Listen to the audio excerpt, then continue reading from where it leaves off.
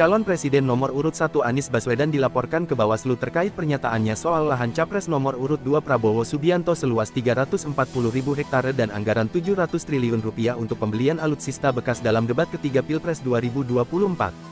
Karena diketahui jumlah anggaran Kemenhan tidak mencapai 700 rupiah triliun dan terkait bidang-bidang tanah yang dimiliki oleh Capres nomor urut 2 Prabowo Subianto adalah seluas 340.000 hektare, maka hal tersebut adalah tidak benar, kata perwakilan Pendekar Hukum Pemilu Bersih PHPB Subadria Nuka dalam keterangannya dikutip Selasa tanggal 9 Januari tahun 2024.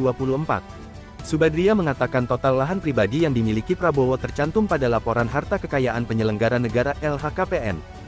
Prabowo tercatat memiliki tanah dan bangunan senilai Rp275.320.450.000. Ia juga keberatan atas pernyataan Anies yang memberi nilai 11 dari 100 untuk kinerja Prabowo sebagai Menteri Pertahanan. Ia menilai hal itu merupakan bentuk penghinaan.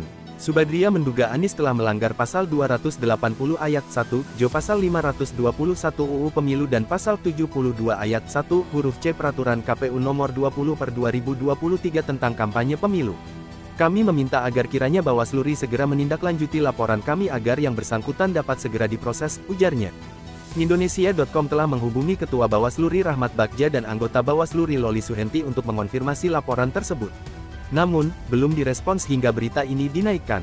Di sisi lain, Timnas Anies Muhaimin Amin merespons santai terkait laporan itu.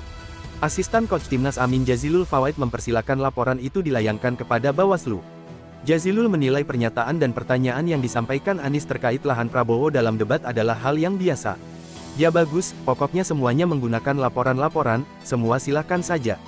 Dilaporkan terkait di debat bagus itu kan materi yang sudah biasa dan umum rakyat juga tahu, kata Jazilul di Markas Pemenangan Amin, Jakarta, Selasa tanggal 9 Januari tahun 2024.